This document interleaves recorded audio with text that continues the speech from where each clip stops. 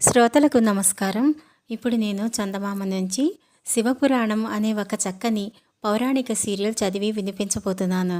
మీకు కనుక నేను చదివి వినిపించే కథలు నచ్చినట్లయితే కొత్తగా నా ఛానల్ చూస్తున్నవారు తప్పకుండా సబ్స్క్రైబ్ చేసి, లైక్ చేసి, షేర్ చేయండి. బెల్ బటన్ ప్రెస్ చేసినట్లయితే నేను కొత్త వీడియోలు అప్లోడ్ చేసినప్పుడు మీకు నోటిఫికేషన్ వస్తుంది. అలాగే మీ సూచనలు, అభిప్రాయం తప్పకుండా తెలియచేయండి. ఇంకా కథలోకి వెళ్దాం. సృష్టికి పూర్వం ప్రపంచం జలమయమై పదార్థశూన్యమై అంధకారంలో ఉండగా జలం నుంచి ఒక మహాతేజస్సు పుట్టింది. కాలక్రమాన అది జ్యోతిర్లింగ స్వరూపం దాల్చింది. అదే పరమేశ్వరుడైన శివుడు. ఆ జ్యోతిర్లింగం యొక్క అర్ధభాగం నుంచి మహాశక్తి పుట్టింది. ఆ మహాశక్తిని ప్రకృతి అని, మహామాయ అని పిలుస్తారు. కాలక్రమాన పరమేశ్వరులు మహావిష్ణువును సృష్టించారు. మహావిష్ణువు నాభి నుండి మహాపద్మం పుట్టింది. అది అనేక వేల యోజనాల నిడివి కలిగి మహా ఆశ్చర్యకరంగా ఉన్నది. ఆ మహాపద్మంలో 5 ముఖాలతో బ్రహ్మ పుట్టాడు. ఆ బ్రహ్మతో పాటే సరస్వతి పుట్టింది. ప్రపంచమంతా జలమయంగా ఉండటం గమనించి బ్రహ్మ తనకు జన్మస్థానమైన మహాపద్మం అంతు తెలుసుకోవాలని ఊర్ధ్వ అధోలోకాల మధ్య అనేక ప్రయాణాలు చేసి తిరిగి పద్మగర్భం చేరుకున్నాడు. బ్రహ్మ ఓంకారాన్ని జపించగా దాని ఫలితంగా విష్ణువు బ్రహ్మ ఎదుట ప్రత్యక్షమయ్యాడు. తానే సృష్టిలో మొదటివాణ్ణని అనుకుంటున్న బ్రహ్మ విష్ణువుని చూసి, ఎవరు నువ్వు, ఇక్కడికెందుకు వచ్చావు అని అడిగాడు. సృష్టి చేయటానికి నిన్ను నా నాభి కమలం నుంచి పుట్టించాను, నేను విష్ణువును అన్నాడు విష్ణువు. బ్రహ్మ అహంకరించి, నీ ప్రగల్భాలు కట్టిపెట్టు, లేదా నాతో యుద్ధానికి రా, నేను స్వయంభువును, జగత్కర్తను అన్నాడు. అప్పుడు విష్ణువు ధ్యానించగా పరమేశ్వరుడు జ్వాలాలింగ రూపంలో బ్రహ్మ విష్ణువుల మధ్య ప్రత్యక్షమయ్యాడు. అప్పుడు విష్ణువు బ్రహ్మతో, దీని ఆద్యంతాలు మనిద్దరిలో ఎవరు కనుక్కుంటే వారు గొప్ప అన్నాడు. బ్రహ్మ అందుకు సమ్మతించాడు. కానీ ఆ ప్రయత్నంలో ఇద్దరూ ఓడిపోయి యథాస్థానానికి తిరిగి వచ్చి పరమేశ్వరుణ్ణి ప్రార్థించారు. పరమేశ్వరుడు వారి ఎదుట ప్రత్యక్షమై, నువ్వు పంచభూతాత్మకమైన ప్రపంచాన్ని సృష్టించటానికి గాను ఈ విష్ణువు యొక్క నాభికమలం నుంచి సృష్టించబడిన వాడివి, అందుచేత సృష్టి ఆరంభించు అని బ్రహ్మతో అన్నాడు. బ్రహ్మ పరమేశ్వరుణ్ణి చూసి, నువ్వు ఎవడివి, నాతో సమంగా నీకు 5 ముఖాలెందుకున్నాయి, నేను సృష్టికర్తను కనుక నాకు 5 ముఖాలుండటం సమంజసం అన్నాడు. ఆ మాటలు విని పరమేశ్వరుడు రుద్రావతారం దాల్చి తన ఎడమచేతి చిటికిన వేలి గోరును కత్తిగా ఉపయోగించి బ్రహ్మకున్న 5 తలలలో ఒకటి ఖండించేశాడు. దానితో బ్రహ్మ గర్వం మాని రక్షించమని పరమేశ్వరుణ్ణి ప్రార్థించాడు. పరమేశ్వరుడు రౌద్రం వదిలి శాంతం వహించి, ఓ బ్రహ్మ, సృష్టించటానికి నువ్వు, నీ సృష్టిని రక్షించటానికి ఈ విష్ణువు సృష్టించబడ్డారు. నేను లయకారకుడైన శివుడుగాను, రుద్రుడుగాను, ఈశ్వరుడుగాను పిలువబడతాను. జ్వాలాలింగాన్నే పార్థివలింగమని, శివలింగమని పూజించండి అని చెప్పి ఆ జ్వాలాలింగంలో ఐక్యమయ్యాడు. తరువాత బ్రహ్మ విష్ణువు నుంచి వేదం మొదలైనవి తీసుకుని పద్మాసనం మీద కూర్చుని ఓంకారాన్ని జపిస్తూ ఉండగా నీటి మీద తేలుతూ ఒక గుడ్డు బ్రహ్మకేసి వచ్చింది. బ్రహ్మ దానికేసి ఆశ్చర్యంగా చూశాడు. అంతలో ఆ గుడ్డు నుంచి ఓం అనే శబ్దం బయటికి వచ్చింది. అది వచ్చిన మార్గాన బ్రహ్మ ఆ అండంలో ప్రవేశించాడు. అందులో గాఢాంధకారంగా ఉన్నది. బ్రహ్మ అక్కడ తన శరీరాన్ని విసర్జించి చతుర్ముఖుడుగా తిరిగి పుట్టాడు. బ్రహ్మ అండం నుంచి బయటికి వచ్చినప్పుడు అది 2గా చీలి కింది భాగం భూమిగాను, పైభాగం ఆకాశంగాను ఏర్పడింది. నీరు ఇంకిపోయింది. ఇది చూసి బ్రహ్మ చాలా సంతోషించి భూమి మీద సమస్త చరాచరాలను సృష్టి చేయనారంభించాడు. బ్రహ్మ సృష్టి చేసిన మొదటి వాళ్ళు సనక సనందనాదులు. వాళ్ళు సృష్టి చేసే ఆసక్తి లేక పరమేశ్వరుణ్ణి ధ్యానిస్తూ తపస్సు చేసుకునేటందుకు వెళ్ళిపోయారు. అది చూసి బ్రహ్మ గట్టిగా ఏడ్చాడు. ఆయన కన్నీరు భూమి మీద పడగా అందులో నుంచి గొప్ప తేజస్సుతో శివుడు పుట్టాడు. అతను తెల్లగా ఉండి 10 దిశలను వెలిగిస్తూ ఉండటం చూసి, ఎవరు నువ్వు అని అడిగాడు. నేను శివుణ్ణి, రుద్రుణ్ణి అన్నాడు శివుడు. అప్పుడు విష్ణువు ప్రత్యక్షమై, బ్రహ్మ, నువ్వు సృష్టించి నేను పోషించే చరాచరాలను లయం చెయ్యటానికి పరమేశ్వరుడే ఈ శివుడి రూపంలో పుట్టాడు అన్నాడు.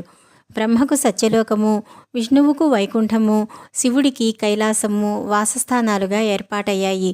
అందుచేత బ్రహ్మ సత్యలోకానికి వెళ్ళి తనకు సహాయంగా ఉండటానికి గాను మరీచి, కశ్యప, దక్ష, గౌతమ, వశిష్ఠ, కర్దమ మొదలైన 9 మంది ఉపబ్రహ్మలను సృష్టించాడు.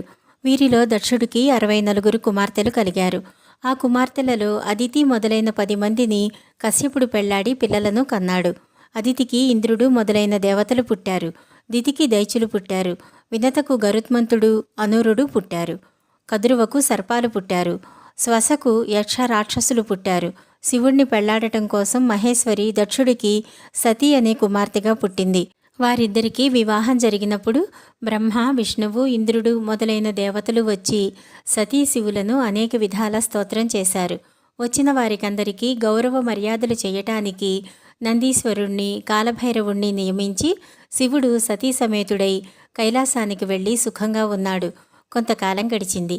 అనేక మంది మహామహులు ప్రయాగ అనే నగరంలో గొప్ప యాగం తలపెట్టి బ్రహ్మ, విష్ణు, మహేశ్వరులను, ఇంద్రాది దేవతలను పిలిచి యాగం ప్రారంభించారు. యజ్ఞానికి వచ్చిన వారికి వసతులు ఏర్పాటు చేసి మహర్షులు వారి వారికి తగిన ఆసనాలు చూపి కూర్చోపెట్టారు. అందరూ కూర్చుని యజ్ఞాన్ని చూస్తూ ఉండగా దక్షుడు తన శిష్యులతో సహా వచ్చాడు.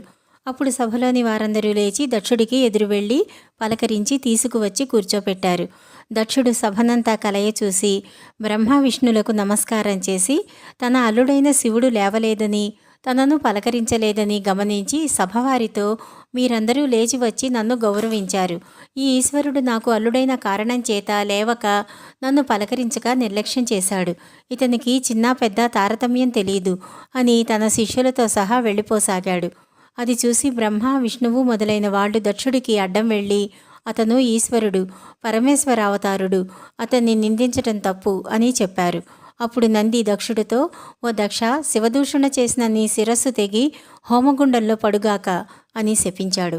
అది విని దక్షుడు అలిగి, మీ రుద్రగణాల వాళ్ళు వేదబాహ్యులై, ఆచారహీనులై, బూడిద పూసుకుని పాషండులని పేరు తెచ్చుకుందురుగాక అని తిరిగి శపించాడు. శివుడు యజ్ఞం పూర్తి అయ్యేదాకా ఉండి తన రుద్రగణాలను వెంట పెట్టుకుని కైలాసానికి వెళ్ళిపోయాడు. దక్షుడు తన శిష్యులైన భృగువు మొదలైన ఋషులను వెంట పెట్టుకుని తన ఆశ్రమానికి వచ్చి వాజపేయం అనే యజ్ఞం చేశాడు. ఆయనకు శివుడి మీద చాలా కోపంగా ఉన్నది. అందుచేత ఈ వాజపేయంలో శివుడికి హవిర్భాగం లేకుండా చేశాడు. అప్పటికీ దక్షుడికి శివుడిపైన కోపం చల్లారలేదు. అందుచేత ఆయన బృహస్పతి యజ్ఞం అనే మహాయజ్ఞం తలపెట్టి దానికి దేవతలను, మహర్షులను ఆహ్వానించి వచ్చిన వారిని సత్కరించటానికి తన శిష్యులను, బంధువులను నియోగించాడు. ఇందులో కూడా ఆయన శివుడికి భాగం ఇవ్వదలచలేదు. ఈ యజ్ఞానికి విశ్వదేవతలు, మరుత్తులు, పితృగణాలు, అప్సరసలు, గంధర్వ, సిద్ధ, విద్యాధర, కిన్నర, యక్షులు, కశ్యప, అగస్య, అత్రి, భృగు, మరీచి, నారద, పరాశరాది మహర్షులు వచ్చారు. బ్రహ్మ, విష్ణులు తప్ప మిగిలిన వారంతా దక్షుడికి భయపడే వచ్చారు. వచ్చిన వారికందరికీ విడుదలు ఏర్పాటు చేయటానికి విశ్వకర్మ నియోగించబడ్డాడు. దక్షుడు యజ్ఞదీక్ష వహించి భార్యా సమేతుడై యాగశాల ప్రవేశించి సభావందనం చేశాడు. పిలవని కారణంగా శివుడు ఆ సభలో లేడు. బ్రహ్మ, విష్ణువులు పిలిచినా రాలేదు. అనేక మంది దేవతలతోనూ మహర్షులతోనూ నిండి ఉన్న ఆ సభలో శివభక్తులైన మరీచి, దధీచి, భృగుడు మొదలైన మహర్షులు సభను కలయచూసి, ఓ దక్ష, ఈ సభకు సతీదేవిని, శివుణ్ణి పిలవలేదా? వాళ్ళు ఇక్కడ ఎందుకు లేరు అని అడిగారు. దానికి దక్షుడు, శివుడు కర్మభ్రష్టుడు, అందుచేత అతన్ని పిలవలేదు. అతను అపవిత్రుడు, కపాలధారి, శ్మశానవాసి, ప్రేతగణాలకు ప్రభువు అన్నాడు. ఈ శివదీక్షణ విని దధీచి, దక్ష, ఈ యాగం నెరవేరదు. శివుడు లేకుండా ఈ యాగం తలపెట్టి నువ్వు ఆపదను, విచారాన్ని కొని తెచ్చుకుంటున్నావు. ఈ యాగానికి వచ్చిన వారు కూడా దుఃఖిస్తారు అని వామదేవుడు, మరీచి, గౌతముడు, శిలాదుడు మొదలైన అనేక మంది ఋషులతో సహా సభ నుండి వెళ్ళిపోయాడు. దక్షుడు అలా వెళ్ళిపోయిన వారిని గురించి సభలో నిలిచి ఉన్న వారితో, వాళ్ళు పాషండులు, శఠులు, వాళ్ళు వెళ్ళిపోవడమే మంచిది. అందుచేత మీరేమీ విచారించక నా యజ్ఞాన్ని పూర్తి చేయండి అన్నాడు. ఈ లోపల కైలాస పర్వతం మీద శివుడితో సుఖంగా కాపురం చేస్తున్న సతీ ఒకనాడు తన చెలికత్తెలతో ఉద్యానంలో విహరిస్తూ ఆకాశాన అనేక విమానాలు పోతూ ఉండటం చూసింది.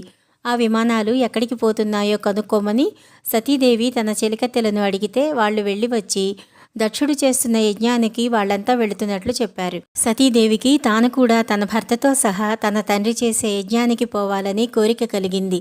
ఆమె శివుడి వద్దకు వెళ్ళి, మా నాన్న యజ్ఞం చేస్తున్నాడట, దేవగణాల వాళ్ళంతా వెళుతున్నారు, మనం కూడా రుద్రగణాలను తీసుకుని అక్కడికి వెళదాం అన్నది. దానికి శివుడు, సతీ, మన మీద నీ తండ్రికి ద్వేషం, అందుచేత మనని పిలవకుండానే యజ్ఞం చేస్తున్నాడు. పిలవని పేరంటానికి పోరాదు, పోతే మనకు అవమానం జరుగుతుంది, తరువాత ఆపదలు కలుగుతాయి అన్నాడు. అలా అయితే మీరు రావద్దు, నేను ఒక్కతినే పోతాను. నా వాళ్ళు నన్నెందుకు అవమానిస్తారు? నా తండ్రికి తోచకపోతే నేనైనా చెప్పి మిమ్మల్ని పిలిచేటట్టు చేస్తాను. నందీశ్వరుడు మొదలైన వాళ్లను సహాయం ఇచ్చి నన్ను పంపండి అన్నది సతీదేవి. సతీ, నిన్ను విడిచి నేను క్షణం ఉండలేను. నువ్వు నన్ను విడిచి మీ తండ్రి చేసే యజ్ఞానికి వెళ్ళిపోతున్నావు. నీకు తప్పక అవమానం జరుగుతుంది, ప్రమాదం కలుగుతుంది. రాబోయేది కాస్త ఆలోచించు అని శివుడు సతీదేవితో అన్నాడు. కానీ సతీదేవి శివుడి మాటలలో ఉన్న నిజం తెలుసుకోలేకపోయింది. తన తల్లిదండ్రులు తనని అవమానిస్తారని ఊహించలేక ఆమె పుట్టింటికి వెళ్లాలని పట్టుపట్టింది. ఎలా జరగవలసి ఉంటే అలా జరుగుతుందనుకుని శివుడు రుద్రగణాలను తోడిచ్చి సతీదేవిని దక్షయజ్ఞం చూడటానికి పంపించాడు. ఆమె నందీశ్వరుణ్ణి కూడా వెంట పెట్టుకుని యజ్ఞశాల వద్దకు చేరేసరికి ఆమె తల్లి ప్రసూతి, సహోదరులు ఎదురువచ్చి కుశల ప్రశ్నలు వేశారు. సతీదేవితో ఆమె తల్లి రహస్యంగా, మీ నాన్నకు ముసలితనం వచ్చేసింది, ఆయన నీ భర్తను తిడుతున్నాడు, నువ్వేమీ పట్టించుకోకు అని చెప్పి ఆమెను యజ్ఞశాలలోకి తీసుకుపోయింది. దక్షుడికి తన కుమార్తెను చూడగానే శివుడి మీద ఆగ్రహం పెరిగింది. ఆయన సతితో, నీ మొగుడు శ్మశానవాసి, పిశాచాలను ఏలుతాడు, కపాలాలు ధరిస్తాడు, అపవిత్రుడు, యజ్ఞయాగాదులకు పిలవరానివాడు. అతని భార్యవై నువ్వు అపవిత్రురాలవయ్యావు. నీ మొగుడిని నేను పిలవలేదు, అతనికి యాగభాగం ఇవ్వటం లేదు. నువ్వు ఈ యజ్ఞాన్ని అపవిత్రం చేయటానికి వచ్చావా అన్నాడు. సతీదేవి ఈ మాటలు విని తండ్రితో, యజ్ఞకర్త అయిన శివుడికి హవిర్భాగం లేకుండా యజ్ఞం చేస్తున్నావు, పైగా ఆయనను దూషిస్తున్నావు. ఇప్పటికైనా ఆయనను పిలిపించి యజ్ఞభాగం ఇచ్చి గౌరవించు, లేకపోతే నీ యజ్ఞం పూర్తి కాదు, నువ్వు నశిస్తావు అన్నది. సభలో ఉన్న భృగువు మొదలైన వారు ఆమె చెప్పినట్లు చేయమని, ఆమె అన్నది నిజమని దక్షుడికి హితం చెప్పారు. దక్షుడు మరింత మండిపడి, సతీ, నీ మొహం చూస్తే పాపం, నువ్వు యజ్ఞశాల నుంచి తక్షణం వెళ్ళిపో, పోకపోతే నిన్ను బలవంతాన గెంటిస్తాను అని అరిచాడు. సతీదేవికి హృదయం మండిపోయింది. భర్త మాట వినకుండా రావటం పొరపాటయిందని ఆమె గ్రహించింది. ఈ అవమానం పొంది భర్త దగ్గరికి తిరిగిపోవటం ఇష్టం లేక వచ్చే జన్మలో శివుడే భర్త కావాలని కోరుకుంటూ యోగశక్తితో అగ్ని పుట్టించుకుని అందులో ప్రాణాలు వదిలింది. ఇది చూసి నందీశ్వరుడు మొదలైన వాళ్ళు హాహాకారాలు చేస్తూ యజ్ఞశాల ప్రవేశించబోతే భృగు మహర్షి అభిచార హోమం చేసి వారిని తరమగొట్టాడు. నారదుడు మొదలైన వారు కొందరు కైలాసానికి వెళ్లి శివుడితో జరిగిన సంగతి చెప్పారు. శివుడు క్రోధాగ్రహవేశుడై హుంకరిస్తూ తన జటను ఒకదాన్ని పెరికి పర్వతం మీద కొట్టాడు. అప్పుడు ఆ జట నుండి భద్రకాళి, వీరభద్రుడు పుట్టారు. వీరభద్రుడు 1000 చేతులతో, నిడుపాటి కోరలతో, కోటి సూర్యుల కాంతితో మహారౌద్రాకారుడై ఉన్నాడు. అతను శివుడికి నమస్కరించి, తండ్రి, ఏమిటి నీ ఆజ్ఞ అన్నాడు. నాయనా వీరభద్ర, నువ్వు భద్రకాళి మీ గణాలతో సహా వెళ్ళి దక్షయజ్ఞం ధ్వంసం చేసి అందులో పాల్గొన్న వాళ్లను దండించండి అన్నాడు శివుడు. వీరభద్రుడు సింహాలను పూంచిన రథం ఎక్కి నందీశ్వర, చండీశ్వర, భైరవాది గణాలను వెంట పెట్టుకుని బయలుదేరాడు. భద్రకాళి సింహాన్ని ఎక్కి మహాకాళి, గౌరీ, కాచాయని, చాముండ మొదలైన మహాశక్తి గణాలను వెంట పెట్టుకుని బయలుదేరింది. శివపురాణంలోని తరువాయి కథను 3వ భాగంలో తెలుసుకుందాం. నమస్కారం.